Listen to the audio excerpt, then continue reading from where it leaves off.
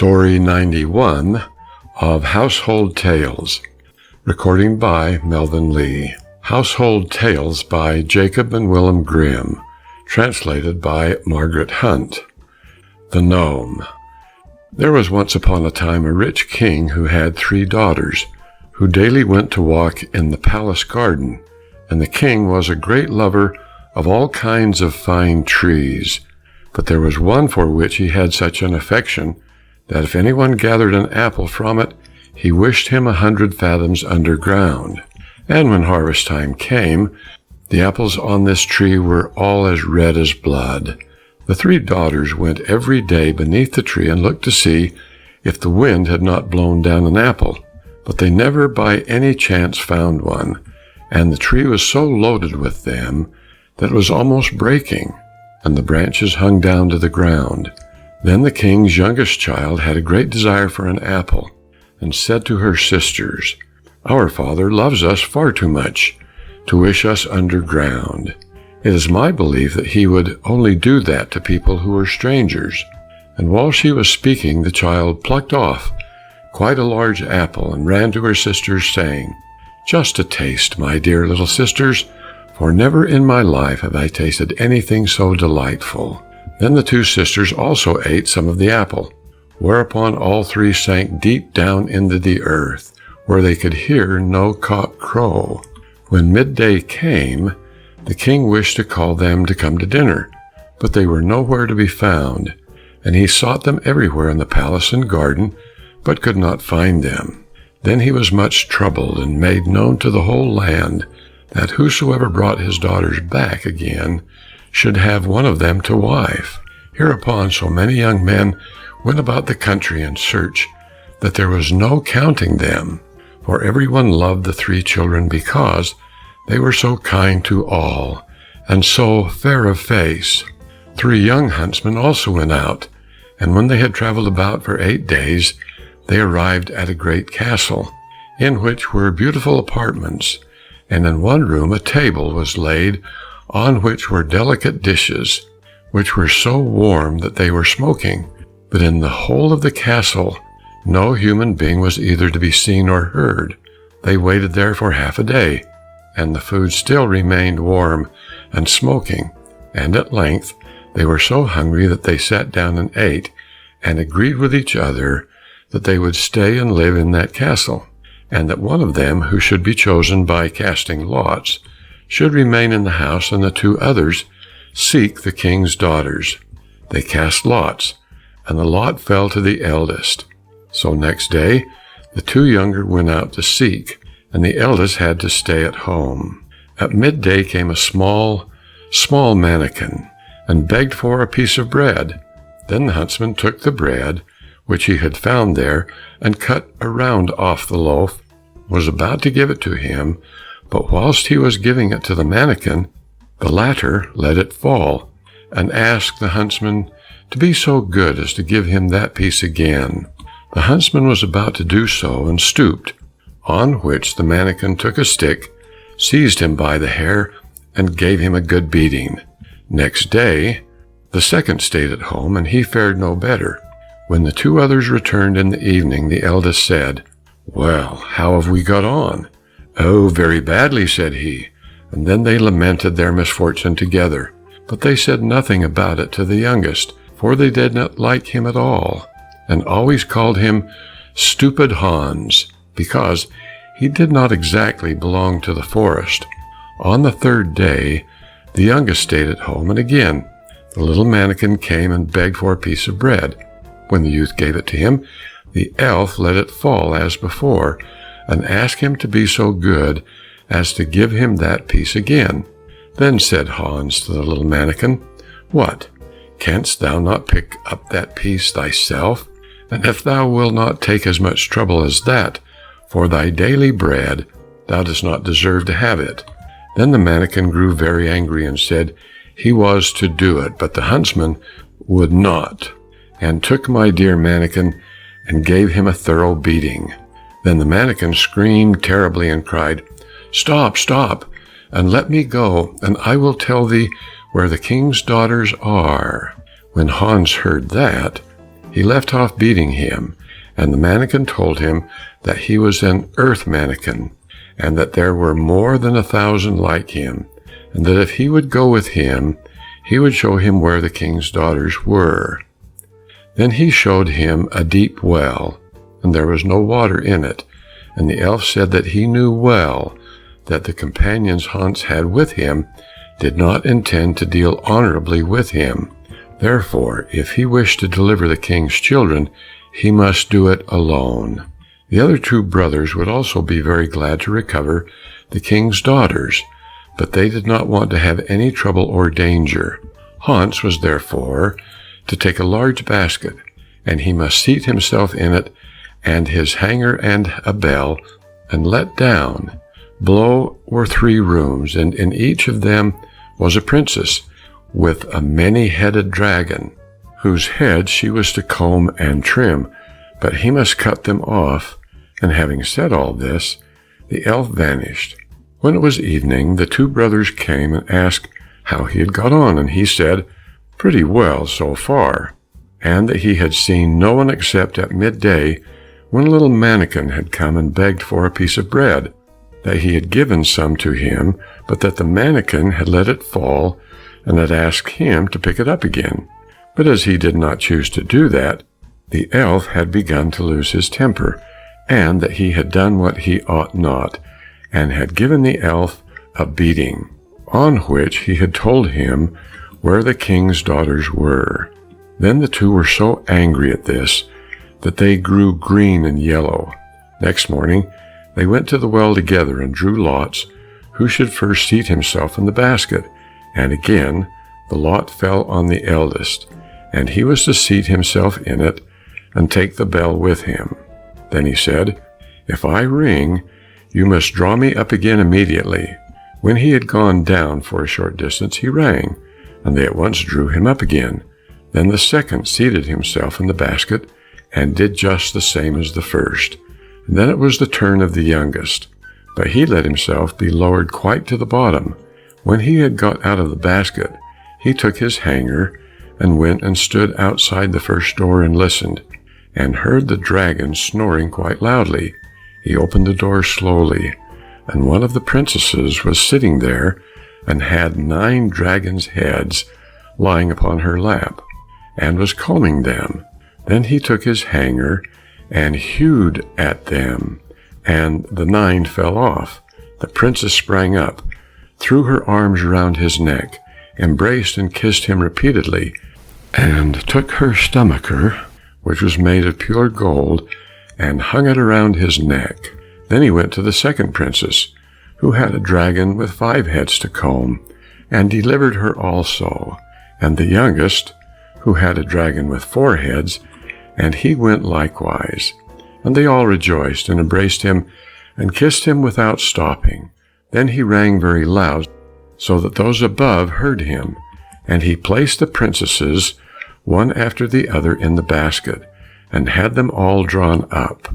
But when it came to his own turn, he remembered the words of the elf, who had told him that his comrades did not mean well by him. So he took a great stone which was lying there, and placed it in the basket. And when it was about halfway up, his false brothers above cut the rope, so that the basket with the stone fell to the ground. And they thought that he was dead, and ran away with the 3 princesses, making them promise to tell their father that it was they who had delivered them. And then they went to the king, and each demanded a princess in marriage. In the meantime, the youngest huntsman was wandering about the 3 chambers in great trouble, fully expecting to have to end his days there, when he saw, hanging on the wall, a flute. Then he said, "Why dost thou hang there? No one can be merry here."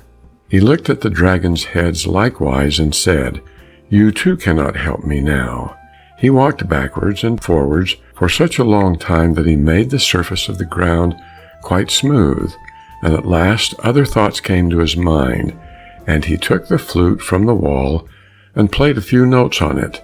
And suddenly a number of elves appeared, and with every note that he sounded, one more came.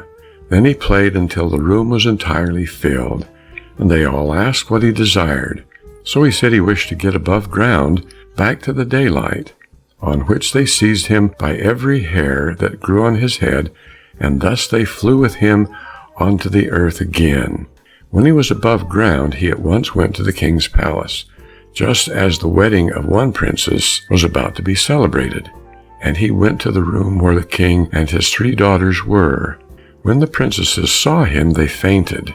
Hereupon the king was angry, and ordered him to be put to prison at once, because he thought he must have done some injury to the children. When the princesses came to themselves, however, they entreated the king to set him free again. The king asked why, and they said that they were not allowed to tell that. But their father said that they were to tell it to the stove. And he went out, listened at the door, and heard everything. Then he caused the 2 brothers to be hanged on the gallows, and the 3rd he gave his youngest daughter. And on that occasion I wore a pair of glass shoes, and I struck them against a stone, and they said, "Clink," and were broken.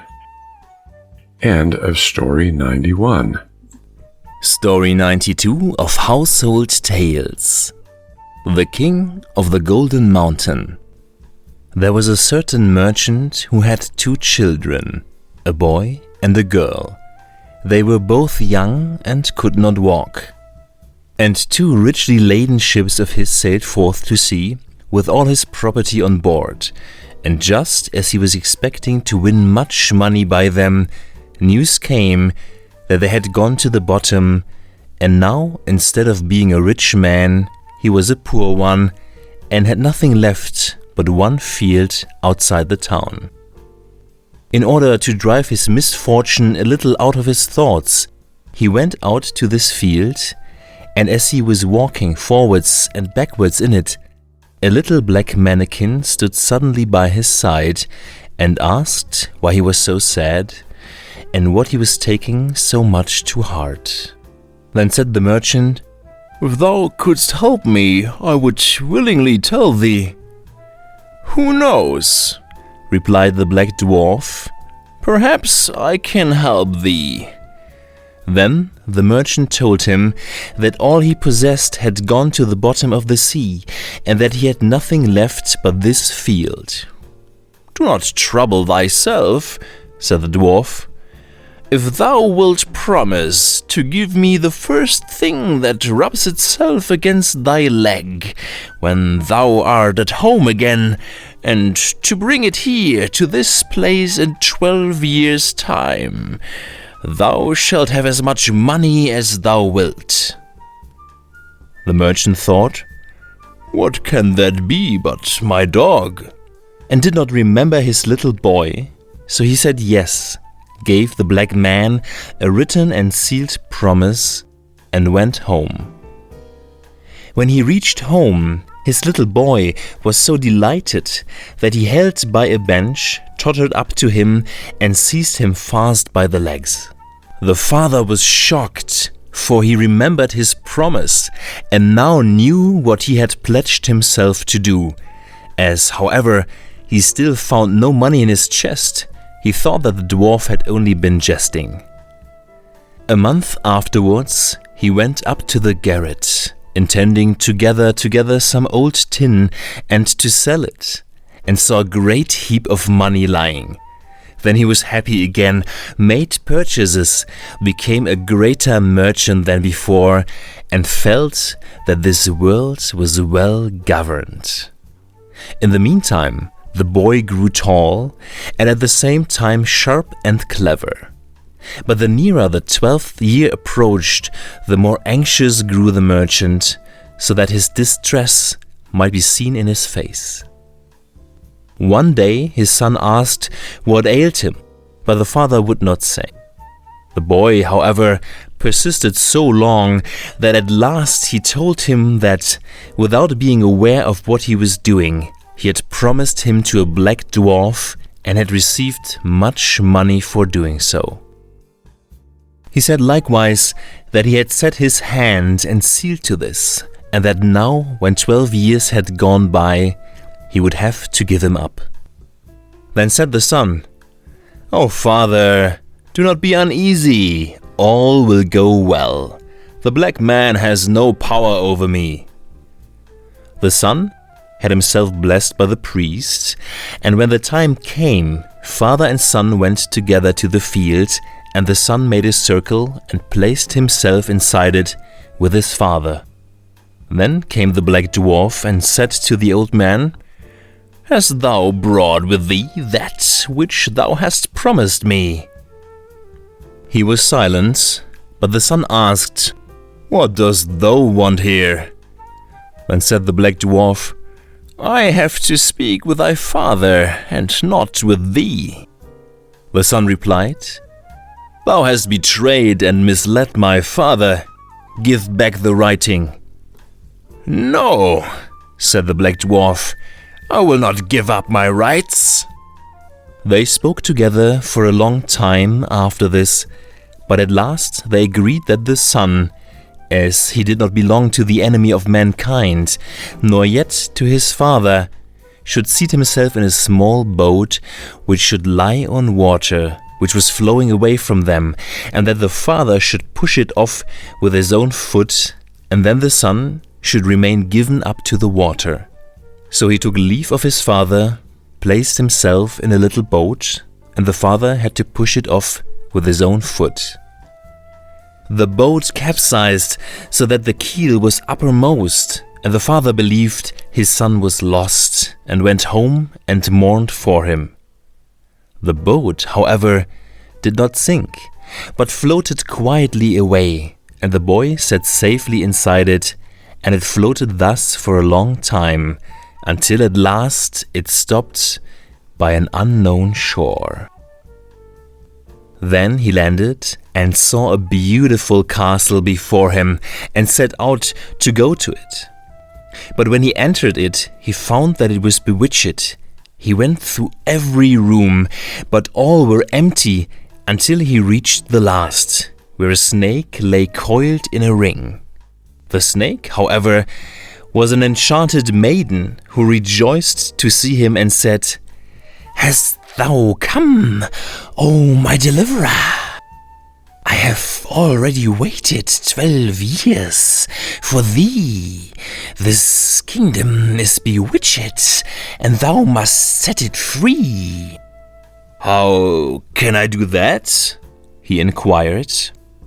"Tonight come 12 black men, covered with chains, who will ask what thou art doing here. Keep silent, give them no answer, and let them do what they will with thee. They will torment thee, beat thee, stab thee. Let everything pass, only do not speak. At 12 o'clock they must go away again. On the second night, 12 others will come. On the third, 24, who will cut off thy head. But at 12 o'clock their power will be over, and then, if thou hast endured all, and hast not spoken the slightest word, I shall be released. I will come to thee, and will have in a bottle some of the water of life. I will rub thee with that, and then thou wilt come to life again, and be as healthy as before." Then said he, "I will gladly set thee free." And everything happened just as she had said. The black man could not force a single word from him, and on the third night the snake became a beautiful princess who came with the water of life and brought him back to life again. So she threw herself into his arms and kissed him, and there was joy and gladness in the whole castle. After this, their marriage was celebrated, and he was king of the Golden Mountain. They lived very happily together, and the queen bore a fine boy. 8 years had already gone by when the king bethought of his father. His heart was moved, and he wished to visit him. The queen, however, would not let him go away and said, I know beforehand that it will cause my unhappiness." But he suffered her to have no rest until she consented. At their parting, she gave him a wishing ring and said, "Take this ring and put it on thy finger, and then thou wilt immediately be transported whithersoever thou wouldst be. Only thou must promise me not to use it in wishing me away from this place and with thy father." That he promised her, put the ring on his finger, and wished himself at home just outside the town where his father lived. Instantly he found himself there and made for the town. But when he came to the gate, the sentries would not let him in, because he wore such strange and yet such rich and magnificent clothing. Then he went to a hill where a shepherd was watching his sheep, changed clothes with him, put on his old shepherd's coat, and then entered the town without hindrance. When he came to his father, he made himself known to him. But he did not at all believe that the shepherd was his son, and said he certainly had a son, but that he was dead long ago. However, as he saw he was a poor, needy shepherd, he would give him something to eat. Then the shepherd said to his parents, "I am verily your son. Do you know of no mark on my body by which you could recognize me?" "Yes," said his mother. "Our son had a raspberry mark under his right arm." He slipped back his shirt, and they saw the raspberry under his right arm, and no longer doubted that he was their son. Then he told them that he was king of the Golden Mountain, and a king's daughter was his wife, and that they had a fine son of 7 years old. Then said the father, "That is certainly not true. It is a fine kind of a king who goes about in a ragged shepherd's coat." On this, the son fell in a passion, and without thinking of his promise, turned his ring round and wished both his wife and child with him. They were there in a second, but the queen wept and reproached him, and said that he had broken his word and had brought misfortune upon her. He said, "I have done it thoughtlessly, and not with evil intention," and tried to calm her, and she pretended to believe this, but she had mischief in her mind. Then he led her out of the town into the field, and showed her the stream where the little boat had been pushed off, and then he said, "I am tired. Sit down, I will sleep a while on thy lap." And he laid his head on her lap and fell asleep. When he was asleep, she first drew the ring from his finger, then she drew away the foot which was under him, leaving only the slipper behind her, and she took her child in her arms and wished herself back in her own kingdom.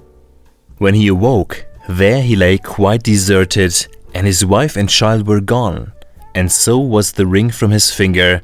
The slipper only was still there as a token.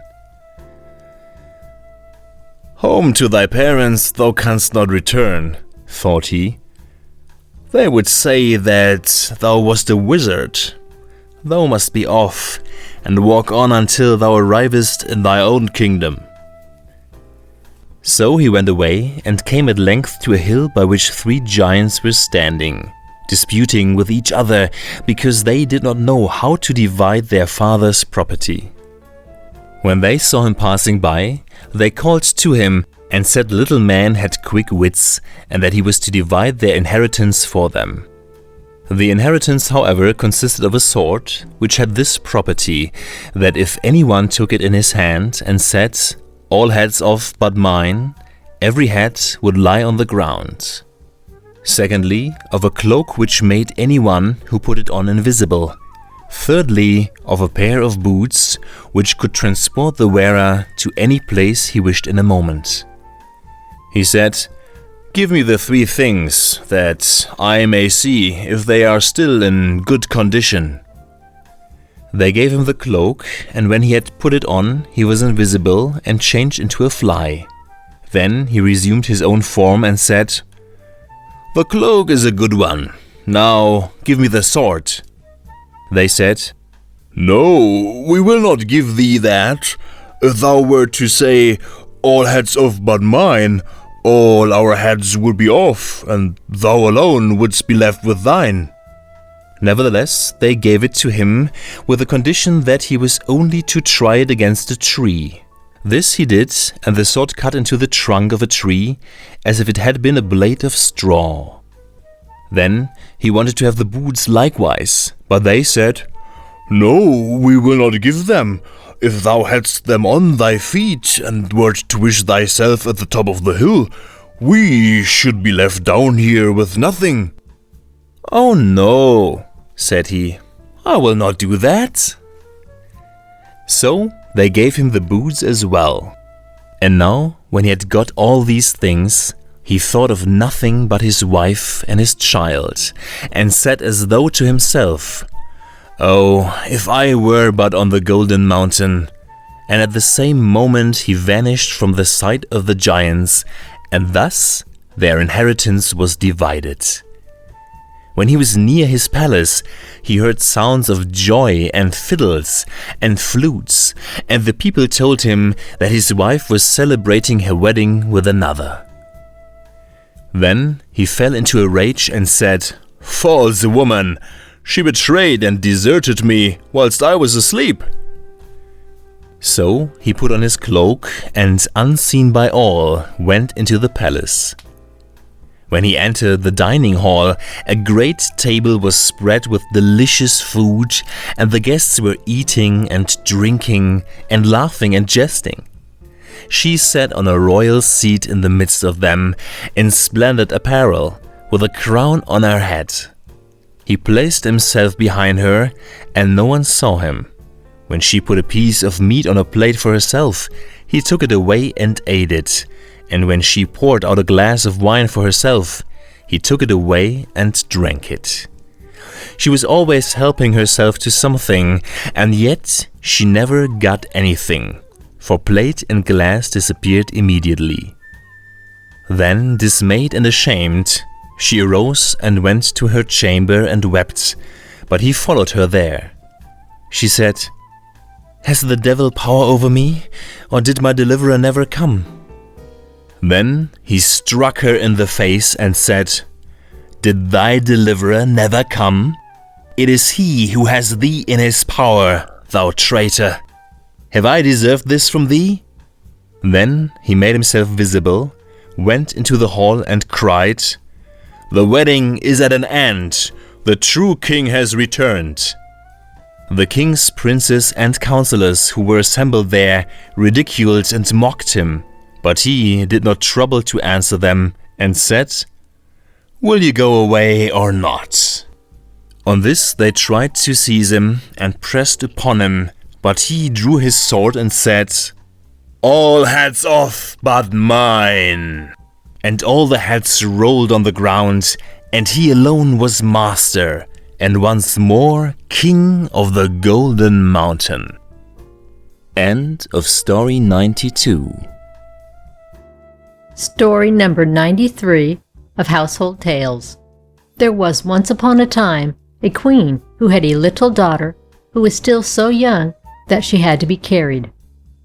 One day the child was naughty, and the mother might say what she liked, but the child would not be quiet.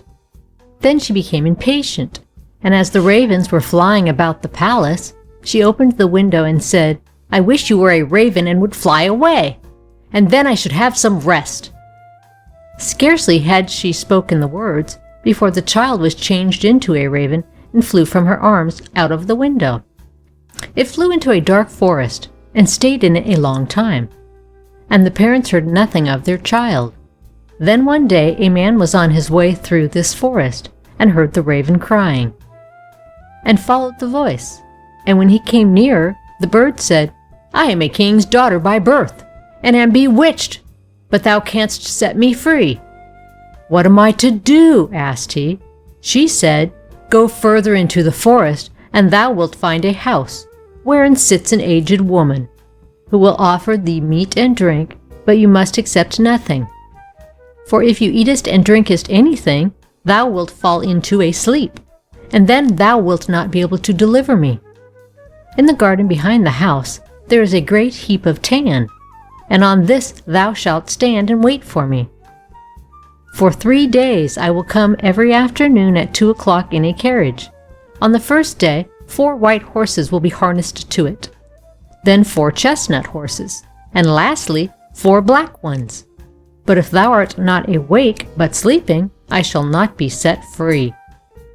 The man promised to do everything that she desired. But the raven said, "Alas, I know already that thou wilt not deliver me.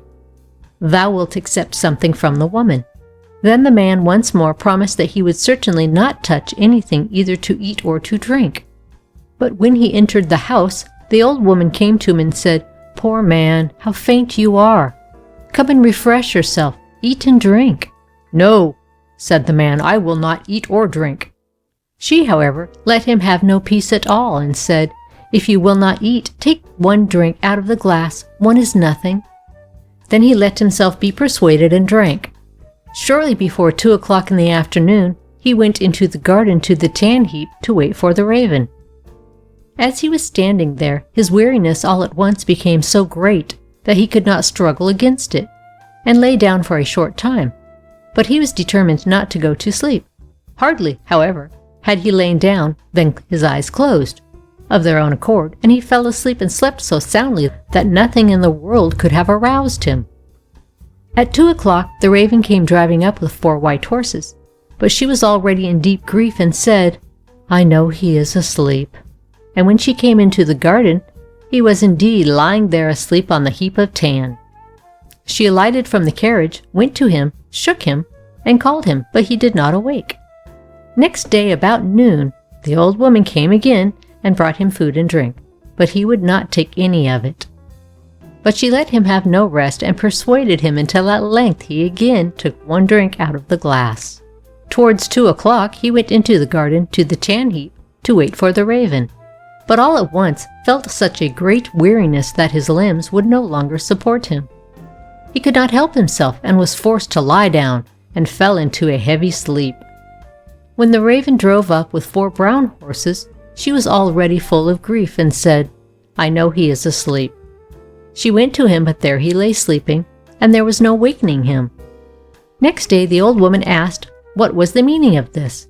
He was neither eating nor drinking anything. Did he want to die? He replied, "I am not allowed to eat or drink, and will not do so." But she set a dish with food and a glass with wine before him, and when he smelt it, he could not resist, and swallowed a deep draught. When the time came, he went out into the garden to the heap of tan, and waited for the king's daughter. But he became still more weary than on the day before, and lay down and slept as soundly as if he had been a stone. At 2 o'clock the raven came with 4 black horses, and the coachman and everything else was black. She was already in the deepest grief and said, "I know that he is asleep, and cannot deliver me." But when she came to him, there he was lying fast asleep. She shook him and called him, but she could not waken him. Then she laid a loaf beside him, and after that a piece of meat, and thirdly a bottle of wine, and he might consume as much of all of them as he liked, but they would never grow less. After this she took a gold ring from her finger and put it on his, and her name was graven on it. Lastly she laid a letter beside him, wherein was written what she had given him, and that none of the things would ever grow less. And in it was also written, "I see right well that here you will never be able to deliver me.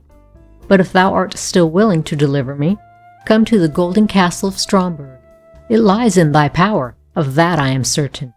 And when she had given him all of these things, she seated herself in her carriage and drove to the golden castle of Stromberg. When the man awoke and saw that he had slept, he was sad at heart and said, "She has certainly driven by, and I have not set her free." Then he perceived the things which were lying beside him, and read the letter wherein was written how everything had happened. So he arose and went away, intending to go to the golden castle of Stromberg, but he did not know where it was. After he walked about the world for a long time, he entered into a dark forest, and walked for 14 days, and still could not find his way out. Then it was once more evening, and he was so tired that he lay down in a thicket and fell asleep. Next day he went onwards, And in the evening, as he was again about to lie down beneath some bushes, he heard such a howling and crying that he could not go to sleep. And at the time when people light the candles, he saw one glimmering, and arose and went towards it. Then he came to a house which seemed very small, for in front of it a great giant was standing. He thought to himself, "If I go in and the giant sees me, it will very likely cost me my life." At length he ventured it and went in. When the giant saw him, he said, "It is well that thou comest, for it is long since I have eaten.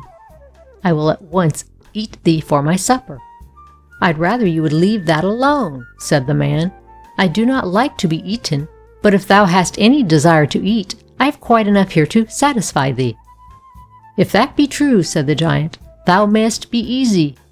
I was only going to devour thee because I had nothing else."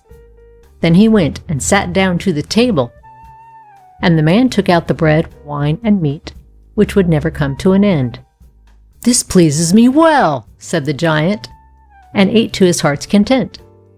Then the man said to him, "Canst thou tell me where the golden castle of Stromberg is?" The giant said, "I will look at my map. All the towns and villages and the houses are to be found on it." He brought out the map which he had in the room and looked for the castle, but it was not to be found on it. "It's no matter," said he. "I have some still larger maps in my cupboard upstairs, and we will look in them." But there, too, it was in vain. The man now wanted to go onwards, but the giant begged him to wait a few days longer until his brother, who had gone out to bring some provisions, came home. When the brother came home, they inquired about the golden castle of Stromberg. He replied, "When I have eaten and have had enough, I will look in the map." Then he went with them up to his chamber, and they searched in his map but could not find it. Then he brought out still older maps, and they never rested until they found the golden castle of Stromberg. But it was many thousand miles away. "How am I to get there?" asked the man. The giant said, "I have 2 hours' time, during which I will carry you into the neighborhood. But after that I must be at home to suckle the child that we have." So the giant carried the man to about 100 leagues from the castle and said, "Thou canst very well walk the rest of the way alone." And he turned back. But the man went onwards day and night until at length he came to the golden castle of Stromberg. It stood on a glass mountain, and the bewitched maiden drove in her carriage round the castle, and then went inside. He rejoiced when he saw her and wanted to climb up to her. But when he began to do so, he always slipped down the glass again. And when he saw that he could not reach her, he was filled with trouble, and said to himself, "I will stay down here below and wait for her." So he built himself a hut and stayed in it for a whole year, and every day saw the king's daughter driving about above, but never could go to her. Then one day he saw from his hut 3 robbers who were beating each other, and cried to them, "God be with ye!" They stopped when they heard the cry, but as they saw no one, they once again began to beat each other, and that too most dangerously. So he again cried, "God be with ye!" Again they stopped, looked around, about, but as they saw no one, they went on beating each other. Then he cried for the 3rd time, "God be with thee!" and thought, "I must see what these 3 are about," and went thither and asked why they were beating each other so furiously. One of them said that he found a stick, and that when he struck a door with it, that door would spring open. The next said that he had found a mantle, and that whenever he put it on, he was invisible. But the 3rd said he had found a horse on which a man could ride everywhere, even up the glass mountain. And now they did not know whether they ought to have these things in common, or whether they ought to divide them. Then the man said, "I will give you something in exchange for these 3 things. Money indeed have I not, but I have other things of more value. But first I must try yours to see if you have told the truth." Then they put him on the horse, threw the mantle round him, and gave him the stick in his hand. And when he had all these things, they were no longer able to see him. So he gave them some vigorous blows and cried, "Now, vagabonds, you have got what you deserve. Are you satisfied?" And he rode up the glass mountain. But when he came in front of the castle at the top, it was shut. Then he struck the door with his stick, and it sprang open immediately. He went in and ascended the stairs until he came to the hall where the maiden was sitting with a golden cup full of wine before her. She, however, could not see him because he had the mantle on. And when he came up to her, he drew from his finger the ring which she had given him, and threw it into the cup so that it rang. Then she cried, "That is my ring! So the man who is to set me free must be here!" They searched the whole castle and did not find him, but he had gone out, and had seated himself on the horse and thrown off the mantle. When they came to the door, they saw him and cried aloud in their delight. Then he alighted and took the king's daughter in his arms. But she kissed him and said, "Now hast thou set me free, and tomorrow we will celebrate our wedding." End of story number 93. Story 94 of Household Tales. There once was a poor peasant who had no land, but only a small house, and one daughter. Then said the daughter, "We ought to ask our lord the king for a bit of newly cleared land." When the king heard of their poverty, he presented them with a piece of land, which she and her father dug up, and intended to sow with a little corn and grain of that kind. When they had dug nearly the whole of the field, they found in the earth a mortar made of pure gold. "Listen," said the father to the girl, "as our lord the king has been so gracious and presented us with the field, we ought to give him this mortar in return for it." The daughter, however, would not consent to this, and said, "Father, if we have the mortar without having the pestle as well, we shall have to get the pestle, so you had much better say nothing about it." He would, however, not obey her, but took the mortar and carried it to the king, said that he had found it in the cleared land, and asked if he would accept it as a present. The king took the mortar and asked if he had found nothing besides that? "No," answered the countryman. Then the king said that he must now bring him the pestle. The peasant said that they had not found that, but he might as well just have spoken to the wind. He was put in prison and was to stay there until he produced the pestle. The servants had daily to carry him bread and water, which is what people get in prison. And they heard how the man cried out continually, "Ah, if I had only but listened to my daughter! Alas, alas, if I had but listened to my daughter!" and would neither eat nor drink. So he commanded the servants to bring the prisoner before him. And then the king asked the peasant why he was always crying, "Ah, if I had but listened to my daughter!" and what it was that his daughter had said. "She told me that I ought to not take the mortar to you, for I should have to produce the pestle as well. If you have a daughter who is as wise as that, let her come here." She was therefore obliged to appear before the king, who asked if she really was so wise, and said he would set her a riddle, and if she could guess that, he would marry her. She at once said yes, she would guess it. Then said the king, "Come to me not clothed, not naked, not riding, not walking, not in the road, not out of the road, and if thou canst do that, I will marry thee." So she went away, put off everything she had on, and then she was not clothed, and took a great fishing net, and seated herself in it, and wrapped it entirely round and round her, so that she was not naked. And she hired an ass, and tied the fisherman's net to its tail, so that it was forced to drag her along, and that was neither riding nor walking. The ass had to drag her in the ruts, so that she only touched the ground with her great toe, and that was neither being in the road nor out of the road. And when she arrived in that fashion, the king said she had guessed the riddle and fulfilled all the conditions. Then he ordered her father to be released from the prison, took her to wife, and gave into her care all the royal possessions.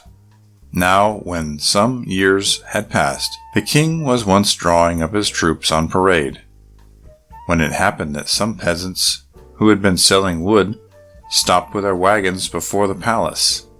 Some of them had oxen yoked to them, and some horses. There was one peasant who had 3 horses, one of which was delivered of a young foal, and it ran away and lay down between 2 oxen, which were in front of the wagon. When the peasants came together, they began to dispute, to beat each other and make a disturbance. And the peasant with the oxen wanted to keep the foal, and said one of the oxen had given birth to it, and the other said his horse had had it, and that it was his. The quarrel came before the king, and he gave the verdict that the foal should stay where it had been found. And so the peasant with the oxen, to whom it did not belong, got it. Then the other went away, and wept and lamented over his foal. Now he had heard how gracious his lady the queen was, because she herself had sprung from poor peasant folks.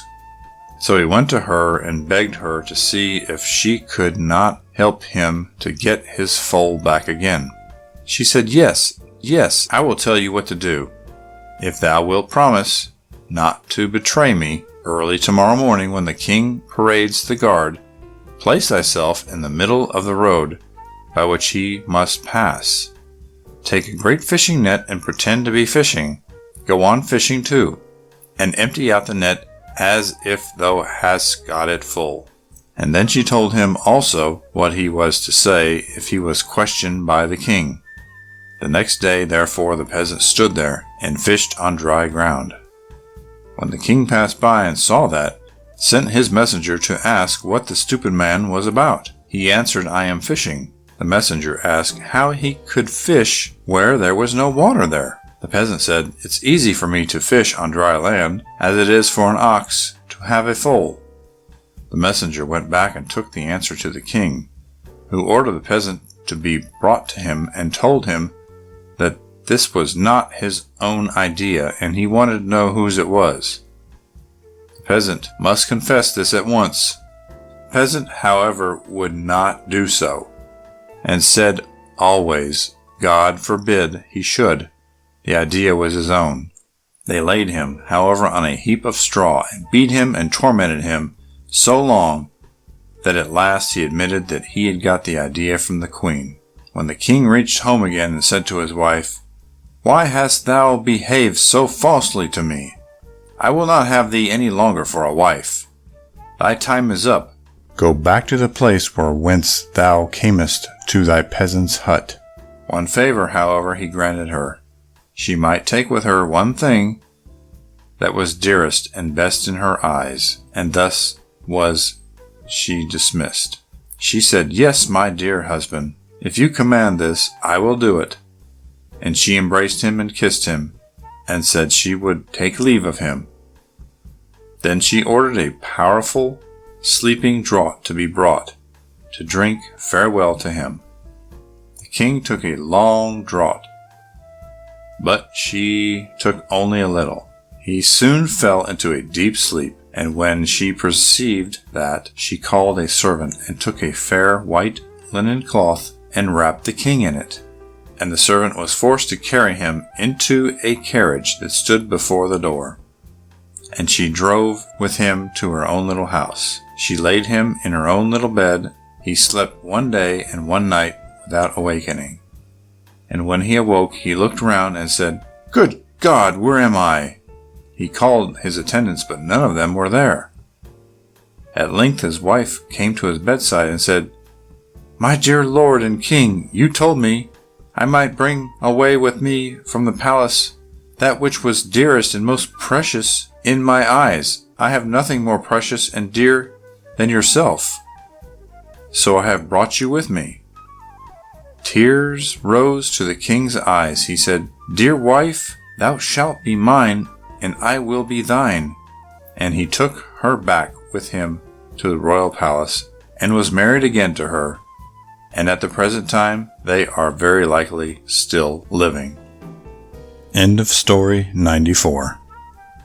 Story 95 of Household Tales, Old Hildebrand.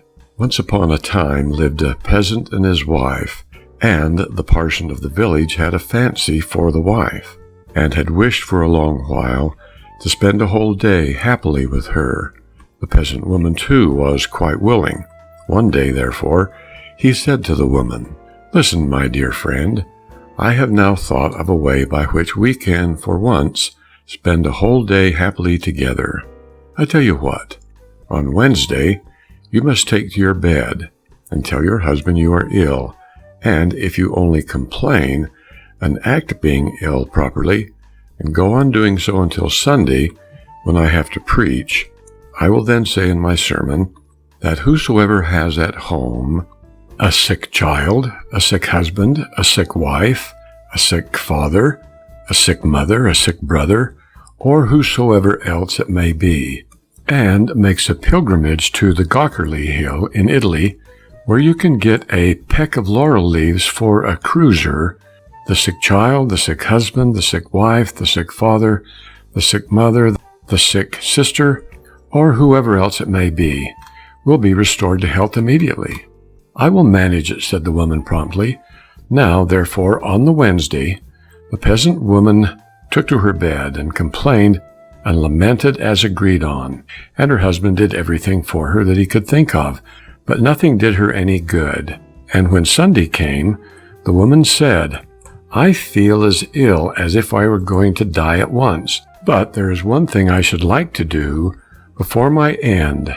I should like to hear the parson's sermon that he is going to preach today." On that the peasant said, "Ah, my child, do not do it. Thou mightest make thyself worse if thou wert to get up. Look, I will go to the sermon, and I will attend to it very carefully, and will tell thee everything the parson says." "Well," said the woman, "go then, and pay great attention, and repeat to me all that thou hearest." So the peasant went to the sermon, and the parson began to preach and said, "If anyone had at home a sick child, a sick husband, a sick wife, a sick father, a sick mother, a sick sister, brother, or anyone else, and would make a pilgrimage to the Gockerly Hill in Italy, where a peck of laurel leaves costs a crosier, the sick child, sick husband, sick wife, sick father, sick mother, sick sister, brother, or whoever else it might be, would be restored to health and instantly.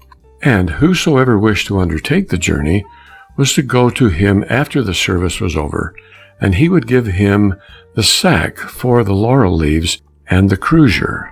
Then no one was more rejoiced than the peasant, and after the service was over, he went at once to the parson, who gave him the bag for the laurel leaves and the crosier. After he went home, and even at the house door, he cried, "Hurrah, dear wife! It is now almost the same thing as if thou wert well. The parson has preached today that whosoever had at home a sick child, a sick husband, a sick wife, a sick father, a sick mother, a sick sister, brother, or whoever it might be, and would make a pilgrimage to the Gockerly Hill in Italy, where a peck of laurel leaves cost a crosier, the sick child, sick husband, sick wife, sick father, sick mother, sick sister, brother, or whosoever else it was, would be cured immediately. And now I have already got the bag for the crosier from the parson, and will at once begin my journey, so that thou mayest get well the faster." And thereupon he went away. He was, however, hardly gone before the woman got up, and the parson was there directly. But now we will leave these two for a while, and follow the peasant, who walked on quickly without stopping, in order to get the sooner to the Gockerly Hill. And on his way he met his gossip. His gossip was an egg merchant, and was just coming from the market, where he had sold his eggs. "May you be blessed," said the gossip. "Where are you off to so fast?" "To all eternity, my friend," said the peasant. "My wife is ill, and I have begun today to hear the parson's sermon. And he preached that if anyone had in his house a sick child, a sick husband, a sick wife, a sick father, a sick mother, a sick sister, brother, or anyone else, and made a pilgrimage to the Gockerly Hill in Italy, where a pack of laurel leaves cost a crosier, the sick child, the sick husband, the sick wife, the sick fathers, the sick mother, the sick sister, brother, or whosoever else it was, would be cured immediately. And so I have got the bag for the laurel leaves, and the cruiser from the parson, and now I am beginning my pilgrimage. But listen, gossip, said the egg merchant to the peasant, are you then stupid enough to believe such a thing as that? Don't you know what it means? The parson wants to spend a whole day alone with your wife in peace, so he has given you this job to do to get you out of the way. My word, said the peasant, how I'd like to know if that's true. Come then, said the gossip, I'll tell you what to do. Get into my egg basket and I will carry you home, and then you will see for yourself. So that was settled, and the gossip put the peasant into his egg basket and carried him home.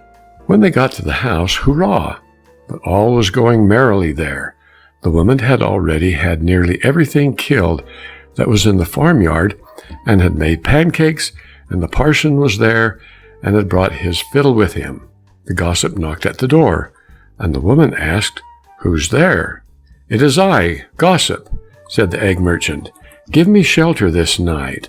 I have not sold my eggs at the market, so now I have to carry them home again, and they are so heavy that I shall never be able to do it, for it is dark already. Indeed, my friend, said the woman, thou comest at a very inconvenient time for me, but as thou art here, it cannot be helped. Come in, and take a seat there on the bench by the stove. Then she placed the gossip and the basket, which he carried on his back, on the bench by the stove. The parson, however, and the woman were as merry as possible. At length the parson said, Listen, my friend, thou canst sing beautifully. Sing something to me. Oh, said the woman, I cannot sing now. In my young days, indeed, I could sing well enough, but that's all over now. Come, said the parson once more, do sing some little song. On that, the woman began and sang, I've sent my husband away from me to the Gockerly Hill in Italy. Thereupon the parson sang, I wish 'twas a year before he came back. I'd never ask him for the laurel leaf sack. Hallelujah. Then the gossip, who was in the background, began to sing. But I ought to tell you, the peasant was called Hildebrand. So the gossip sang, What art thou doing, my Hildebrand dear, there on the bench by the stove so near? Hallelujah. And then the peasant sang from his basket, All sing, I ever shall hate from this day, and here in this basket no longer I'll stay. Hallelujah. And he got out of the basket and cudgeled the parson out of the house. End of story 95. Story 96 of Household Tales, The Three Little Birds. About 1,000 or more years ago, there were in this country nothing but small kings, and one of them who lived on the Keuterberg was very fond of hunting. Once on a time, when he was riding forth from his castle with his huntsmen, 3 girls were watching their cows upon the mountain, and when they saw the king with all his followers, the eldest girl pointed to him and called to the other 2 girls, If I do not get that one, I will have none. Then the second girl answered from the other side of the hill and pointed to the one who was on the king's right hand, Hello, hello, if I do not get him, I will have no one. These, however, were the 2 ministers. The king heard all this, and when he had come back from the chase, he caused the 3 girls to be brought to him, and asked them what they had said yesterday on the mountain. This they would not tell him. So the king asked the eldest if she really would take him for her husband. Then she said yes, and the 2 ministers married the 2 sisters, for they were all 3 fair and beautiful of face, especially the queen, who had hair like flax. But the 2 sisters had no children, and once when the king was obliged to go from home, he invited them to come to the queen in order to cheer her, for she was about to bear a child. She had a little boy, who brought a bright red star into the world with him.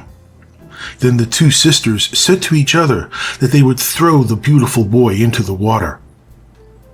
When they had thrown him in, I believe it was into the Weser, a little bird flew up into the air, which sang, "To thy death art thou sped, until God's word be said. In the white lily bloom, brave boy, is thy tomb." When the two heard that, they were frightened to death, and ran away in great haste. When the king came home, they told him that the queen had been delivered of a dog. Then the king said, "What God does is well done." But a fisherman who dwelt near the water fished the little boy out again while he was still alive. And, as his wife had no children, they reared him. When a year had gone by, the king again went away, and the queen had another little boy, whom the false sisters likewise took and threw into the water. Then up flew a little bird again and sang, "To thy death art thou sped, until God's word be said. In the white lily bloom, brave boy, is thy tomb." And when the king came back, they told him that the queen had once more given birth to a dog, and he again said, "What God does is well done." The fisherman, however, fished this one also out of the water and reared him. Then the king again journeyed forth, and the queen had a little girl, whom also the false sisters threw into the water. Then again a little bird flew up on high and sang, "To thy death art thou sped, until God's word be said. In the white lily bloom, bonny girl, is thy tomb." And when the king came home, they told him that the queen had been delivered of a cat. Then the king grew angry, and ordered his wife to be cast into prison, and therein was she shut up for many long years. In the meantime, the children had grown up. Then eldest once went out with some other boys to fish, but the other boys would not have him with them, and said, "Go thy way, foundling."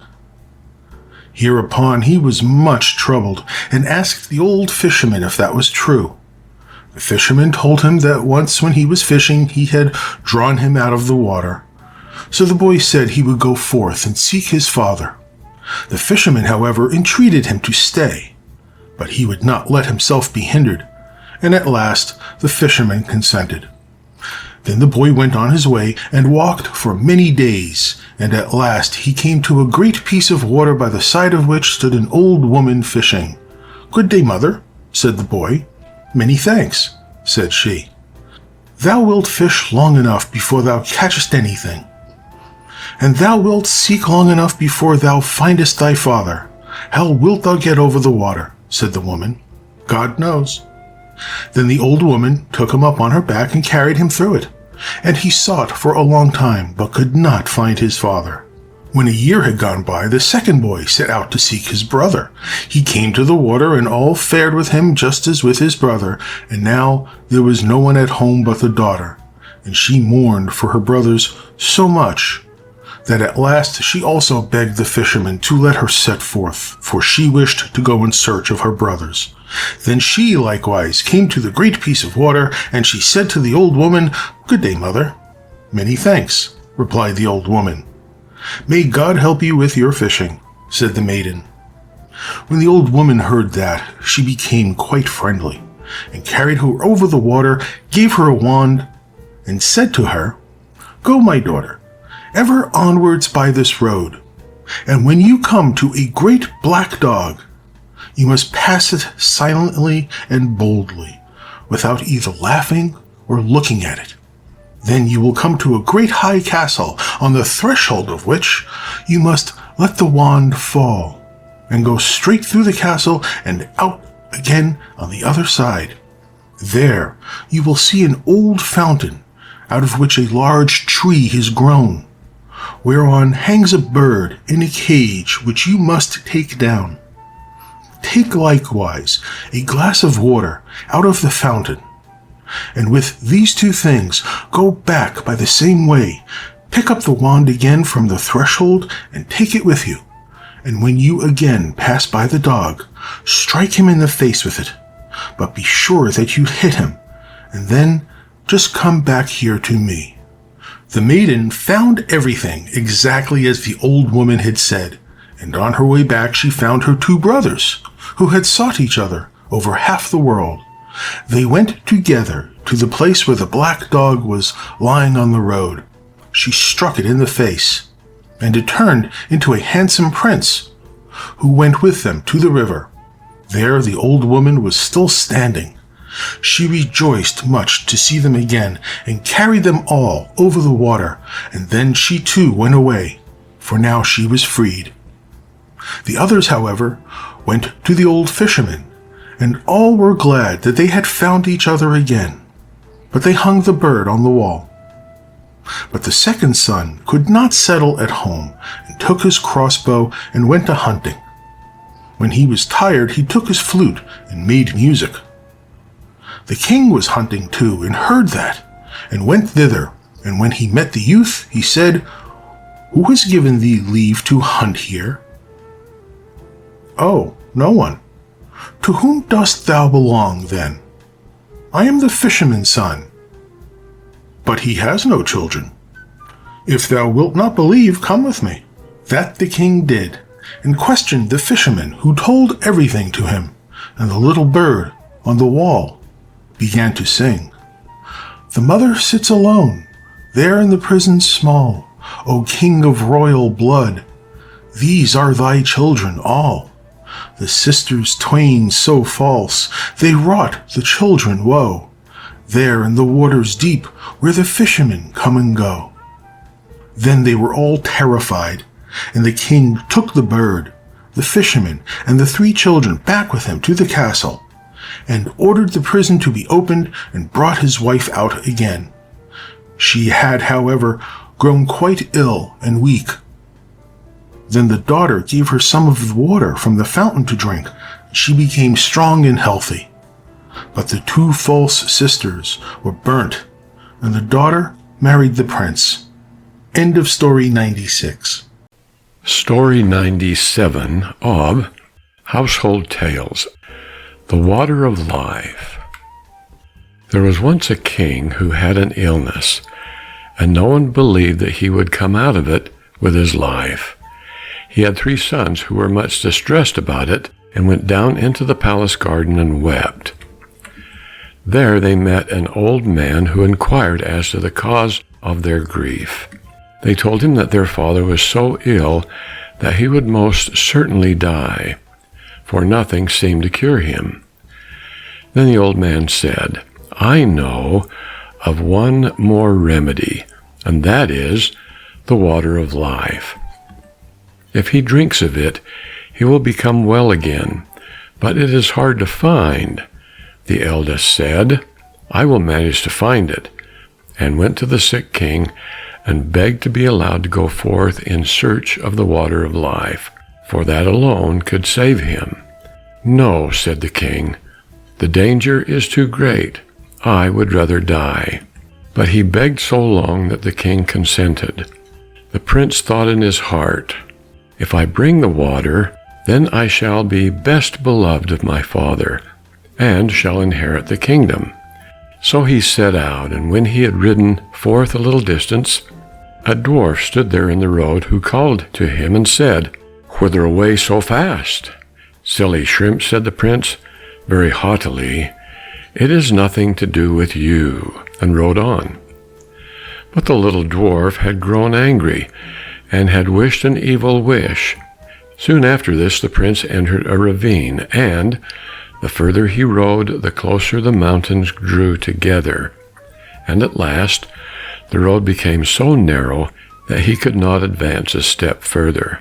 It was impossible either to turn his horse or to dismount from the saddle, and he was shut in there as if in prison. The sick king waited long for him, but he came not.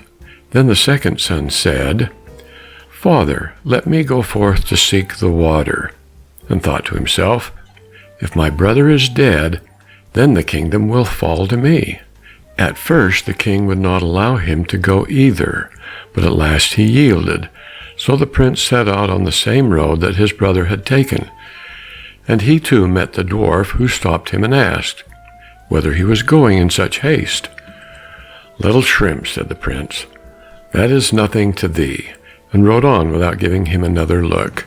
But the dwarf bewitched him, and he, like the other, rode into a ravine, and could neither go forwards nor backwards.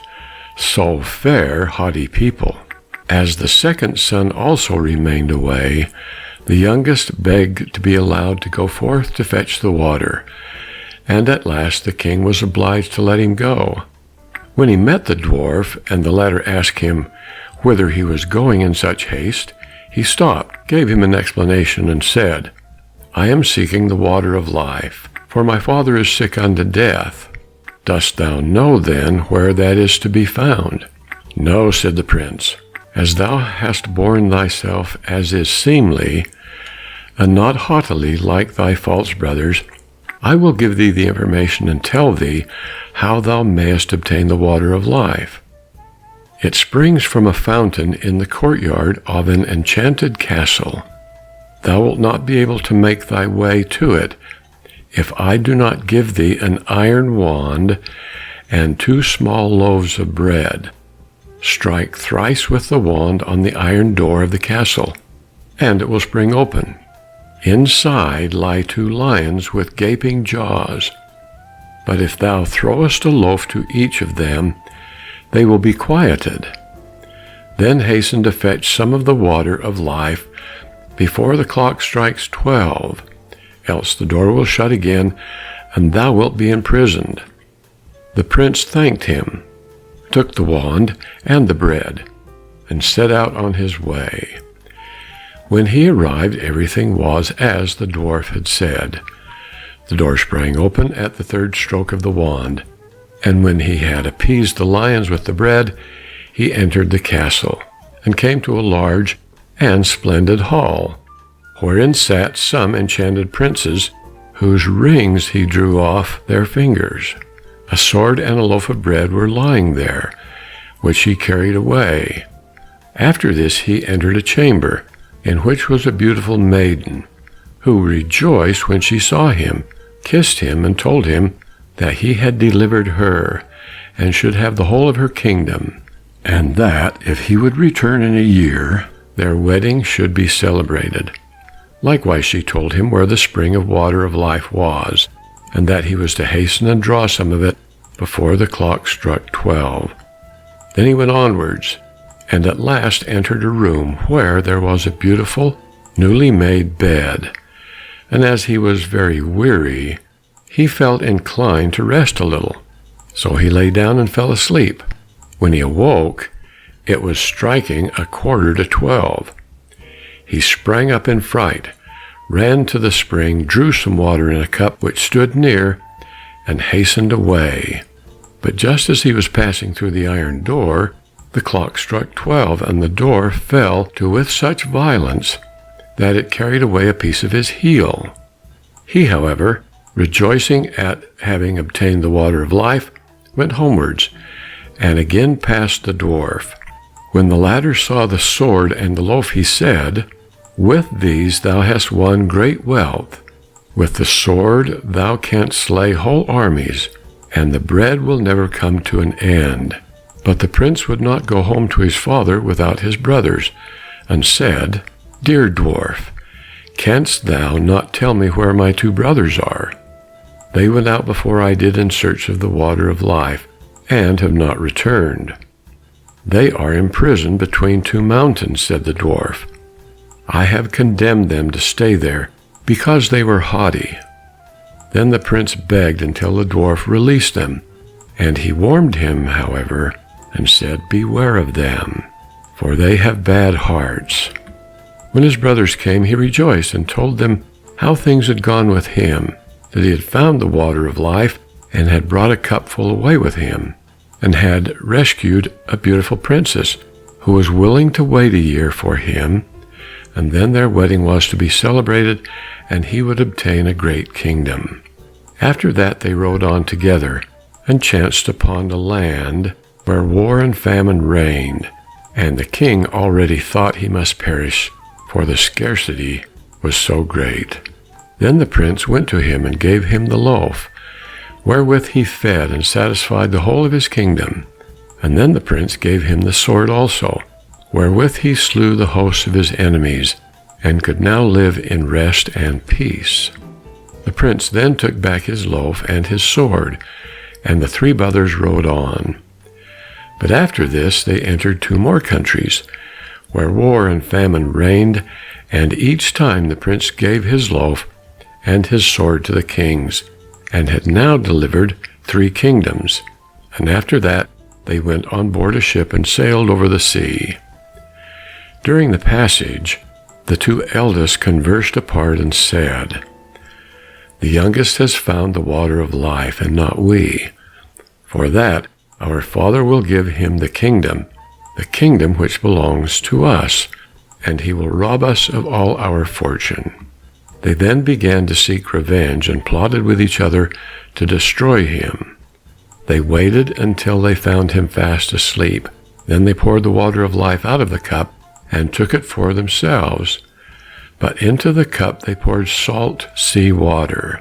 Now, therefore, when they arrived home, the youngest took his cup to the sick king in order that he might drink out of it and be cured. But scarcely had he drunk a very little of the salt sea water than he became still worse than before. And as he was lamenting over this, the 2 eldest brothers came and accused the youngest of having intended to poison him, and said that they had brought him the true water of life, and handed it to him. He had scarcely tasted it when he felt his sickness departing, and became strong and healthy as in the days of his youth. After that they both went to the youngest, mocked him, and said, "You certainly found the water of life, but you have had the pain, and we the gain. You should have been sharper, and should have kept your eyes open. We took it from you whilst you were asleep at sea, and when the year is over, one of us will go and fetch the beautiful princess. But beware that you do not disclose aught of this to our father. Indeed, he does not trust you. And if you say a single word, you shall lose your life into the bargain. But if you keep silent, you shall have it as a gift." The old king was angry with his youngest son, and thought he had plotted against his life. So he summoned the court together, and had sentence pronounced upon his son that he should be secretly shot. And once, when the prince was riding forth to the chase, suspecting no evil, the king's huntsman had to go with him. And when they were quite alone in the forest, the huntsman looked so sorrowful that the prince said to him, "Dear huntsman, what ails you?" The huntsman said, "I cannot tell you, and yet I ought." Then the prince said, "Say openly what it is, I will pardon you."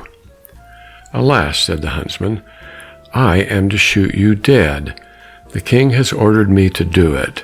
Then the prince was shocked and said, "Dear huntsman, let me live. There, I give you my royal garments. Give me your common ones in their stead." The huntsman said, "I will willingly do that. Indeed, I should not have been able to shoot you." Then they exchanged clothes, and the huntsman entered the home. The prince, however, went further into the forest.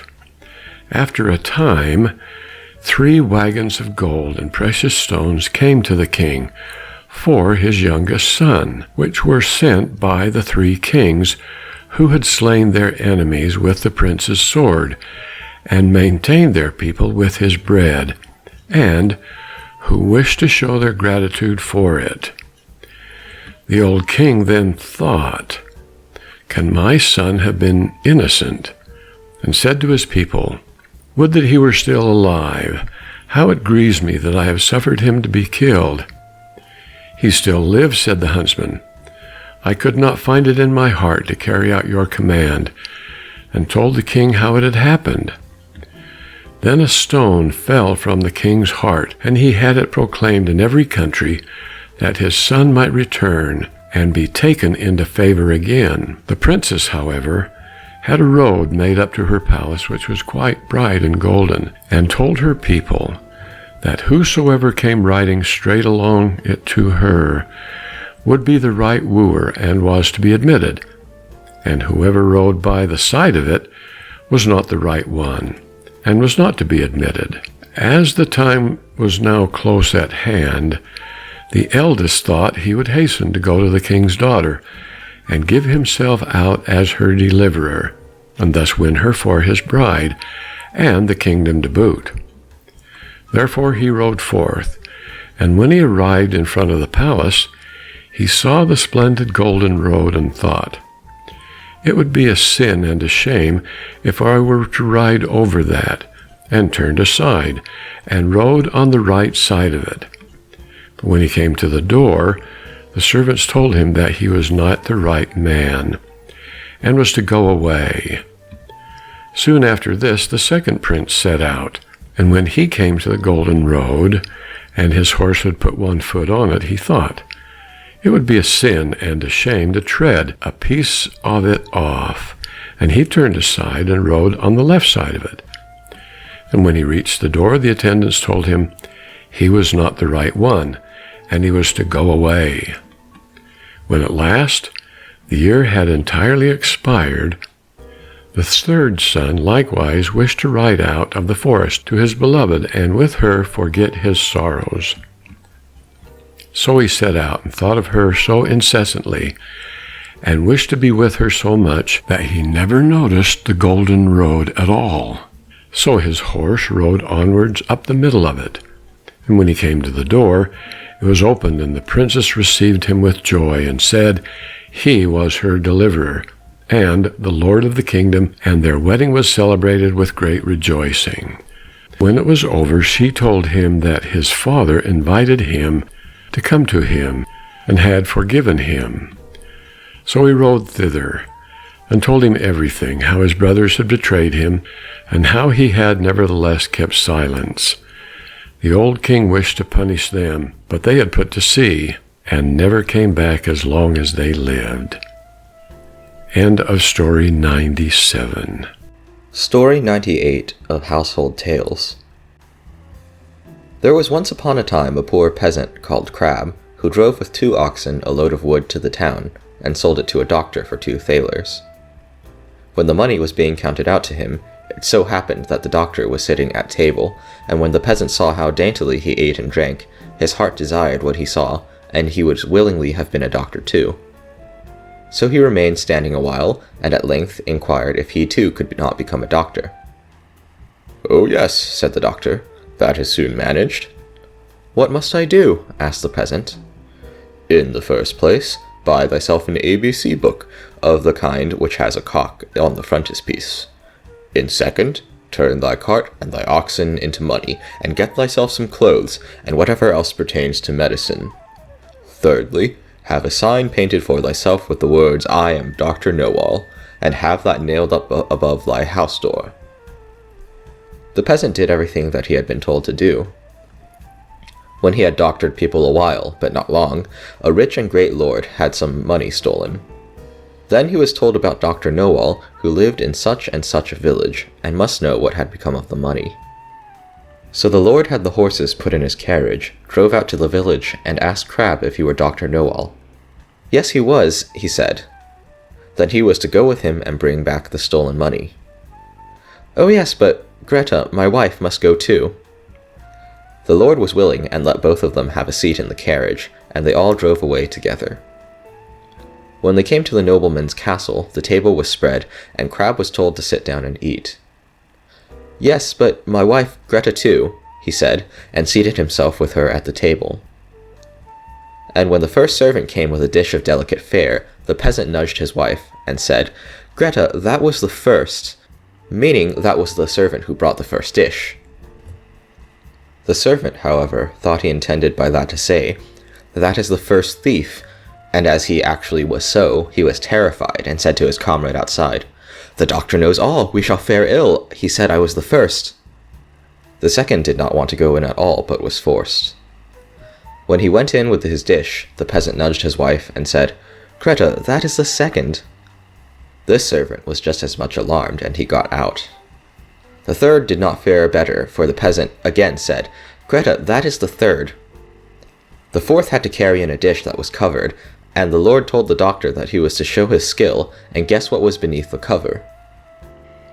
The doctor looked at the dish, had no idea what to say, and cried, "Ah, poor crab!" When the Lord heard that, he cried, "There! He knows it! He knows who has the money!" On this, the servants looked terribly uneasy, and made a sign to the doctor that they wished him to step outside for a moment. When therefore he went out, all four of them confessed to him that they had stolen the money, and said that they would willingly restore it, and give him a heavy sum into the bargain, if he would not denounce them, for if they did, they would be hanged. They led him to the spot where the money was concealed. With this, the doctor was satisfied, and returned to the hall, sat down to the table, and said, "My lord, now I will search in my book where the gold is hidden." The fifth servant, however, crept into the stove to hear if the doctor knew still more. The doctor, however, sat still and opened his ABC book, turned the pages backwards and forwards, and looked for the cock. As he could not find it immediately, he said, "I know you are there, so you had better show yourself." Then the fellow in the stove thought that the doctor meant him, and, full of terror, sprang out, crying, "That man knows everything!" Then Dr. Know-all showed the count where the money was, but did not say who had stolen it, and received from both sides much money in reward, and became a renowned man. End of story number 98. Story number 99 of Household Tales. The Spirit in the Bottle. There was once a poor woodcutter who toiled from early morning till late night. When at last he had laid by some money, he said to his boy, "You are my only child. I will spend the money which I have earned with the sweat of my brow on your education. If you learn some honest trade, you can support me in my old age, when my limbs have grown stiff and I am obliged to stay at home." Then the boy went to a high school and learned diligently, so that his masters praised him, and he remained there a long time. When he had worked through 2 classes, but was still not yet perfect in everything, the little pittance which the father had earned was all spent, and the boy was obliged to return home to him. "Ah," said the father, sorrowfully, "I can give you no more, and in these hard times I cannot earn a farthing more than will suffice for our daily bread." "Dear father," answered the son, "don't trouble yourself about it. If it is God's will, it will turn to my advantage. I shall soon accustom myself to it." When the father wanted to go into the forest to earn money by helping to pile and stack wood, and also chop it, the son said, "I will go with you and help you." "Nay, my son," said the father, "that would be hard for you. You are not accustomed to rough work, and will not be able to bear it. Besides, I have only 1 axe, and no money left wherewith to buy another." "Just go to the neighbour," answered the son. "He will lend you his axe until I have earned one for myself." The father then borrowed an axe of the neighbour, and next morning at break of day they went out into the forest together. The son helped his father and was quite merry and brisk about it. But when the sun was right over their heads, the father said, "We will rest and have our dinner, and then we shall work as well again." The son took his bread in his hands and said, "Just you rest, father, I am not tired. I will walk up and down a little in the forest and look for birds' nests." "Oh, you fool," said the father, "why should you want to run about there? Afterwards you will be tired and no longer able to raise your arm. Stay here and sit down beside me." The son, however, went into the forest, ate his bread, was very merry, and peered in among the green branches to see if he could discover a bird's nest anywhere. So he went up and down to see if he could find a bird's nest, until at last he came to a great dangerous-looking oak, which certainly was already many 100 years old, and which 5 men could not have spanned. He stood still and looked at it, and thought, Many a bird must have built its nest in that. Then, all at once, it seemed to him that he heard a voice. He listened and became aware that someone was crying in a very smothered voice, "Let me out! Let me out!" He looked around, but could discover nothing. Nevertheless, he fancied that the voice came out of the ground. Then he cried, "Where art thou?" The voice answered, "I am down here amongst the roots of the oak tree. Let me out! Let me out!" The scholar began to loosen the earth under the tree and search among the roots, until at last he found a glass bottle in a little hollow. He lifted it up and held it against the light, and then saw a creature shaped like a frog springing up and down in it. "Let me out! Let me out!" it cried anew, and the scholar, thinking no evil, drew the cork out of the bottle. Immediately a spirit ascended from it, and began to grow, and grew so fast that in a very few moments he stood before the scholar, a terrible fellow, as big as half the tree by which he was standing. "Knowest thou," he cried, in an awful voice, "what thy wages are for having let me out?" "No," replied the scholar, fearlessly, "how should I know that?" "Then I will tell thee," cried the spirit. "I must strangle thee for it." "Thou shouldst have told me that sooner," said the scholar, "for I should then have left thee shut up. But my head shall stand fast for all thou canst do. More persons than one must be consulted about that." "More persons here, more persons there," said the spirit. "Thou shalt have the wages thou hast earned. Dost thou think that I was shut up there for such a long time as a favour? No, it was a punishment for me. I am the mighty Mercurius. Whoso releases me, him must I strangle." "Softly," answered the scholar, "not so fast. I must first know that thou really wert shut up in that little bottle, and that thou art the right spirit. If, indeed, thou canst get in again, I will believe, and then thou mayest do as thou wilt with me." The spirit said, haughtily, "That is a very trifling feat," drew himself together, and made himself as small and slender as he had been at first, so that he crept through the same opening, and right through the neck of the bottle in again. Scarcely was he within than the scholar thrust the cork he had drawn back into the bottle, and threw it among the roots of the oak into its old place, and the spirit was betrayed. And now the scholar was about to return to his father, but the spirit cried very piteously, "Ah, do let me out! Ah, do let me out!" "No," answered the scholar, "not a second time. He who has once tried to take my life shall not be set free by me, now that I have caught him again." "If thou wilt set me free," said the spirit, "I will give thee so much that thou wilt have plenty all the days of thy life." "No," answered the boy, "thou wouldst cheat me as thou didst the first time." "Thou art playing away with thy own good luck," said the spirit. "I will do thee no harm, but will reward thee richly." The scholar thought, "I will venture it, perhaps he will keep his word, and anyhow he shall not get the better of me." Then he took out the cork, and the spirit rose up from the bottle as he had done before, stretched himself out, and became as big as a giant. "Now thou shalt have thy reward," said he, and handed the scholar a little bag just like a plaster, and said, "If thou spreadest one end of this over a wound, it will heal, and if thou rubbest steel or iron with the other end, it will be changed into silver."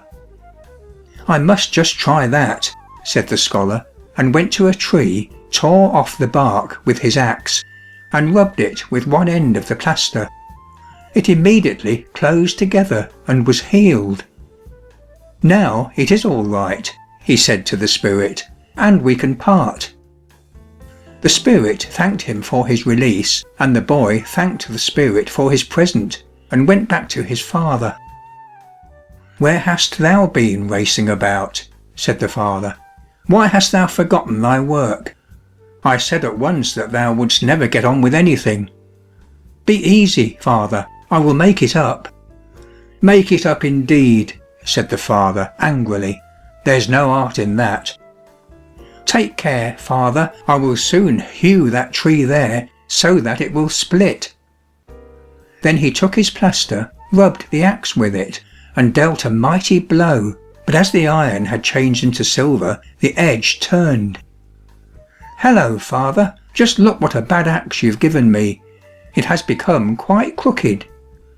The father was shocked, and said, Ah, what hast thou done? Now I shall have to pay for that, and have not the wherewithal, and that is all the good I have got by thy work. Don't get angry, said the son, I will soon pay for the axe. Oh, thou blockhead, cried the father, wherewith wilt thou pay for it? Thou hast nothing but what I give thee. These are students' tricks that are sticking in thy head, but thou hast no idea of woodcutting. After a while the scholar said, Father, I can really work no more. We had better take a holiday. Eh, what? Answered he. Dost thou think I will sit with my hands lying in my lap like thee? I must go on working, but thou mayest take thyself off home. Father, I am here in this wood for the first time.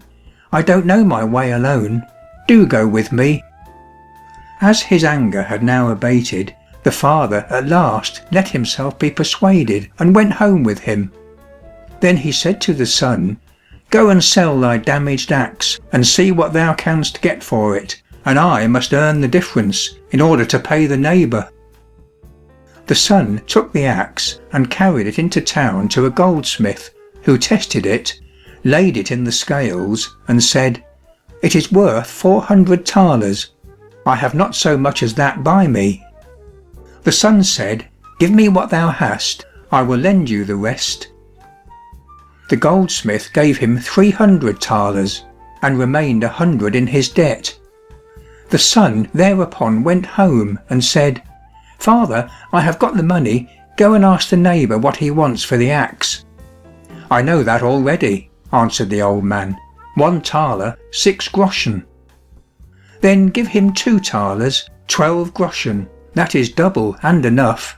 See, I have money in plenty.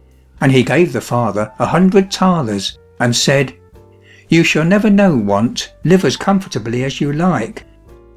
Good heavens, said the father, how hast thou come by these riches?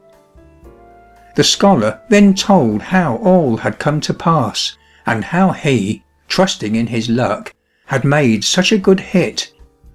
But with the money that was left, he went back to the high school and went on learning more, and as he could heal all wounds with his plaster, he became the most famous doctor in the whole world. End of story number 99. Story 100 of Household Tales. The Devil's Sooty Brother. A disbanded soldier had nothing to live on and did not know how to get on, so he went out into the forest, and when he had walked for a short time, he met a little man who was, however, the devil. The little man said to him, What ails you? You seem so very sorrowful. Then the soldier said, I am hungry, but have no money. The devil said, If you will hire yourself to me and be my serving man, you shall have enough for all your life. You shall serve me for 7 years, and after that you shall again be free. But one thing I must tell you, and that is, you must not wash, comb, or trim yourself, or cut your hair or nails, or wipe the water from your eyes. The soldier said, All right, if there's no help for it, and went off with the little man, who straightway led him down into hell. Then he told him what he had to do. He was to poke the fire under the kettles wherein the hell broth was stewing, keep the house clean, drive all the sweepings behind the doors, and see that everything was in order. But if he once peeped into the kettles, it would go ill with him. The soldier said, "Good, I will take care." And then the old devil went out again on his wanderings, and the soldier entered upon his new duties, made the fire, and swept the dirt well behind the doors, just as he had been bidden. When the old devil came back again, he looked to see if all had been done, appeared satisfied, and went forth a second time. The soldier now took a good look on every side. The kettles were standing all round hell with a mighty fire below them, and inside they were boiling and sputtering. He would have given anything to look inside them, if the devil had not so particularly forbidden him. At last he could no longer restrain himself, slightly raised the lid of the first kettle, and peeped in. And there he saw his former corporal shut in. "Aha, old bird," said he, "do I meet you here? You once had me in your power, now I have you." And he quickly let the lid fall, poked the fire, and added a fresh log. After that he went to the second kettle, raised its lid also a little, and peeped in. His former ensign was in that. "Aha, old bird, so I find you here. You once had me in your power, now I have you." He closed the lid again and fetched yet another log to make it really hot. Then he wanted to see who might be sitting up in the third kettle. It was actually a general. "Aha, old bird, do I meet you here? Once you had me in your power, now I have you." And he fetched the bellows and made hell fire blaze right under him.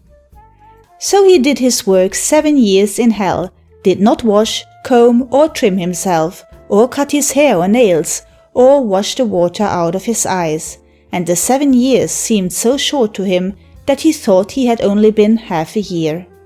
Now when the time had fully gone by, the devil came and said, "Well, Hans, what have you done?" "I poked the fire under the kettles, and I have swept all the dirt well behind the doors." "But you have peeped into the kettles as well. It is lucky for you that you added fresh logs to them, or else your life would have been forfeited.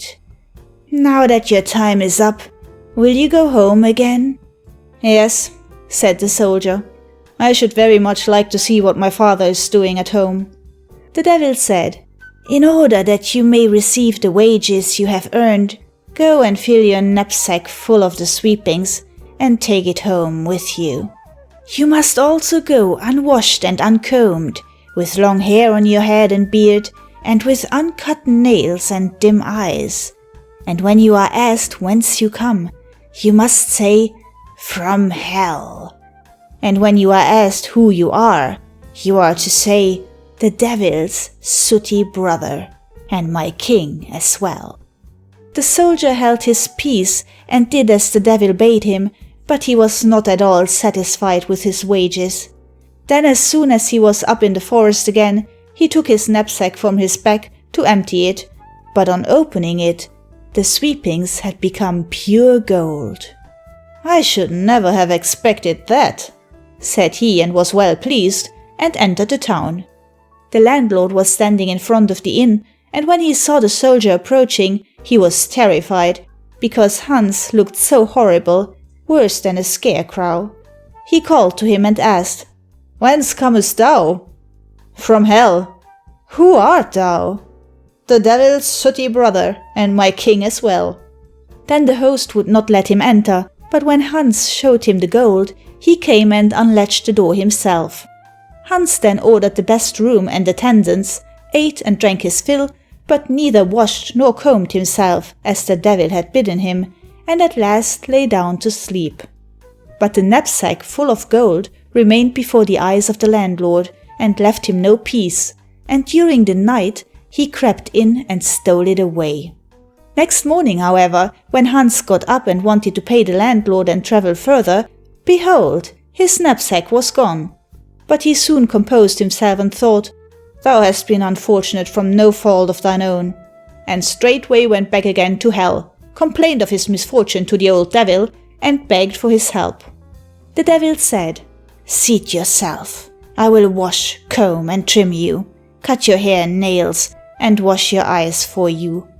And when he had done with him, he gave him the knapsack back again full of sweepings, and said, Go, and tell the landlord that he must return you your money, or else I will come and fetch him, and he shall poke the fire in your place. Hans went up and said to the landlord, Thou hast stolen my money. If thou dost not return it, thou shalt go down to hell in my place, and wilt look as horrible as I. Then the landlord gave him the money, and more besides, only begging him to keep it secret, and Hans was now a rich man. He set out on his way home to his father, bought himself a shabby smock frock to wear, and strolled about making music, for he had learned to do that while he was with the devil in hell. There was, however, an old king in that country, before whom he had to play, and the king was so delighted with his playing that he promised him his eldest daughter in marriage. But when she heard that she was to be married to a common fellow in a smock frock, she said, Rather than do that, I would go into the deepest water. Then the king gave him the youngest, who was quite willing to do it to please her father, and thus the devil's sooty brother got the king's daughter, and when the aged king died, the whole kingdom likewise. End of story 100. Story 101 of Household Tales. Bearskin. There was once a young fellow who enlisted as a soldier, conducted himself bravely, and was always the foremost when it rained bullets. So long as the war lasted, all went well, but when peace was made, he received his dismissal, and the captain said he might go where he liked. His parents were dead, and he had no longer a home. So he went to his brothers and begged them to take him in and keep him until war broke out again. The brothers, however, were hard-hearted and said, What can we do with thee? Thou art of no use to us. Go and make a living for thyself. The soldier had nothing left but his gun. He took that on his shoulder and went forth into the world. He came to a wide heath on which nothing was to be seen but a circle of trees. Under these he sat sorrowfully down, and began to think over his fate. I have no money, thought he. I have learnt no trade, but that of fighting, and now that they have made peace, they don't want me any longer. So I see beforehand that I shall have to starve. All at once he heard a rustling, and when he looked around, a strange man stood before him, who wore a green coat and looked right stately, but had a hideous cloven foot. I know already what thou art in need of, said the man. Gold and possessions shall thou have, as much as thou canst make away with. Do what thou wilt. But first I must know if thou art fearless, that I may not bestow my money in vain. A soldier and fear? How can those two things go together? He answered. Thou canst put me to the proof. Very well then, answered the man. Look behind thee. The soldier turned around and saw a large bear, which came growling towards him. Oh, cried the soldier, I will tickle thy nose for thee, so that thou shalt soon lose thy fancy for growling. And he aimed at the bear and shot it through the muzzle. It fell down and never stirred again. I see quite well, said the stranger, that thou art not wanting in courage, but there is still another condition which thou wilt have to fulfill. If it does not endanger my salvation, replied the soldier, who knew very well who was standing by him. If it does, I'll have nothing to do with it. Thou wilt look to that for thyself, answered the green coat. Thou shalt for the next 7 years neither wash thyself, nor comb thy beard, nor thy hair, nor cut thy nails, nor say one paternoster. I will give thee a coat and a cloak, which during this time thou must wear. If thou diest during these 7 years, thou art mine.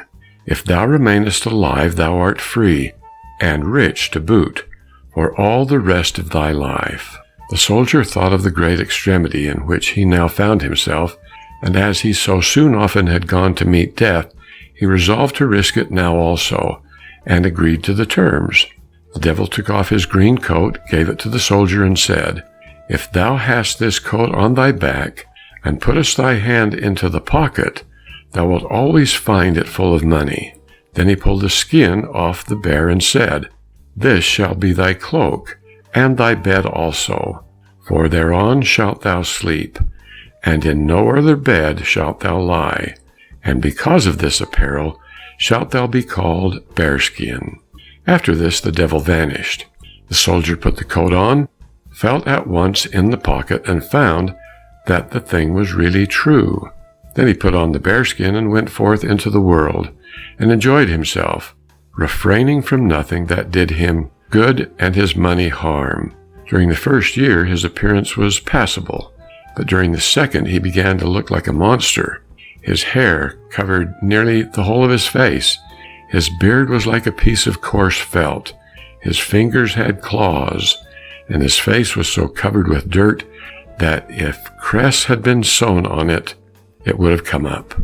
Whosoever saw him ran away, but as he everywhere gave the poor money to pray that he might not die during the 7 years, and as he paid well for everything, he still always found shelter. In the 4th year, he entered an inn where the landlord would not receive him, and would not even let him have a place in the stable, because he was afraid the horses would be scared.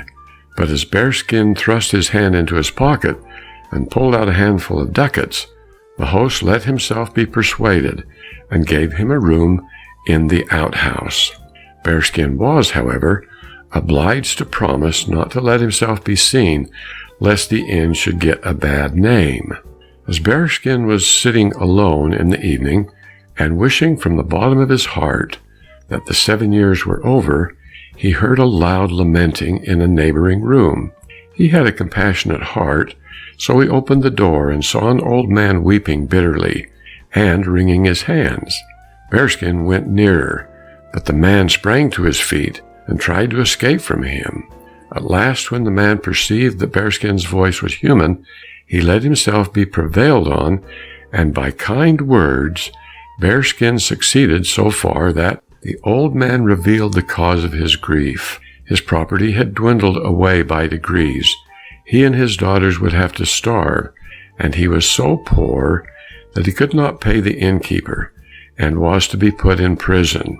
"If that is your only trouble," said Bearskin, "I have plenty of money." He caused the innkeeper to be brought thither, paid him, and put a purse full of gold into the poor old man's pocket besides. When the old man saw himself set free from all his troubles, he did not know how to be grateful enough. "Come with me," said he to Bearskin. "My daughters all have miracles of beauty. Choose one of them for thyself as a wife. When she hears what thou hast done for me, she will not refuse thee. Thou dost in truth look a little strange, but she will soon put thee to rights again." This pleased Bearskin well, and he went. When the eldest saw him, she was so terribly alarmed at his face that she screamed and ran away. The second stood still and looked at him from head to foot, but then she said, "How can I accept a husband who no longer has a human form? The shaven bear that once was here and passed itself off for a man pleased me far better, for at any rate it wore a hussar's dress and white gloves. If it were nothing but ugliness, I might get used to that." The youngest, however, said, "Dear father, that must be a good man to have helped you out of your trouble. So if you have promised him a bride for doing it, your promise must be kept." It was a pity that Bearskin's face was covered with dirt and with hair, for if not, they might have seen how delighted he was when he heard those words. He took a ring from his finger, broke it in two, and gave her one half. The other he kept for himself. He wrote his name, however, on her half, and hers on his, and begged her to keep her peace carefully. And then he took his leave and said, "I must still wander about for 3 years, and if I do not return then, thou art free, for I shall be dead, but pray to God to preserve my life." The poor betrothed bride dressed herself entirely in black, and when she thought of her future bridegroom, tears came into her eyes. Nothing but contempt and mockery fell to her lot from her sisters. "Take care," said the eldest. "If thou givest him thy hand, he will strike his claws into it." "Beware," said the second.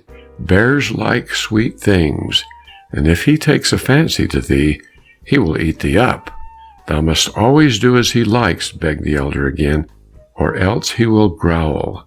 And the second continued, But the wedding will be a merry one, for bears dance well. The bride was silent, and did not let them vex her. Bearskin, however, traveled about the world from one place to another, did good where he was able, and gave generously to the poor that they might pray for him. At length, as the last day of the 7 years dawned, he went once more out onto the heath, and seated himself beneath the circle of trees.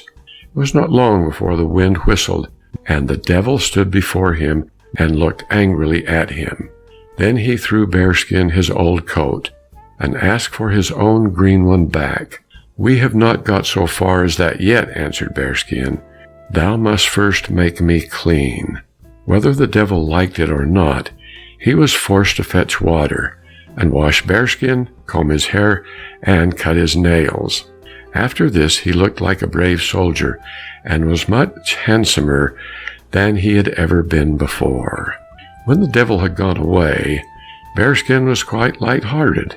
He went into the town, put on a magnificent velvet coat, seated himself in a carriage drawn by 4 white horses, and drove to his bride's house.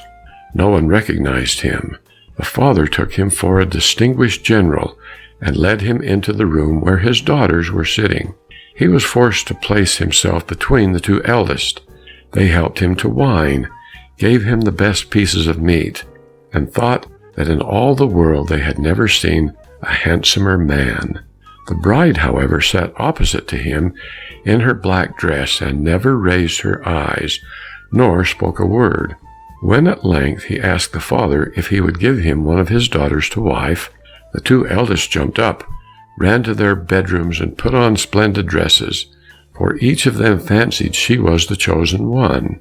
The stranger, as soon as he was alone with his bride, brought out his half of the ring, and threw it in a glass of wine, which he reached across the table to her. She took the wine, but when she had drunk it and found the half ring lying at the bottom, her heart began to beat. She got the other half, which she wore on a ribbon round her neck, joined them, and saw that the 2 pieces fitted exactly together.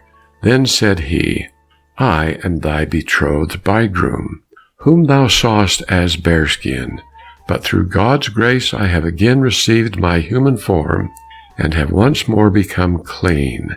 He went up to her, embraced her, and gave her a kiss. In the meantime the 2 sisters came back in full dress, and when they saw that the handsome man had fallen to the share of the youngest, and heard that he was Bearskin, they ran out full of anger and rage. One of them drowned herself in the well. The other hanged herself on a tree. In the evening, someone knocked at the door, and when the bridegroom opened it, it was the devil in his green coat, who said, Seest thou, I have now got 2 souls in the place of thy one. End of story 101.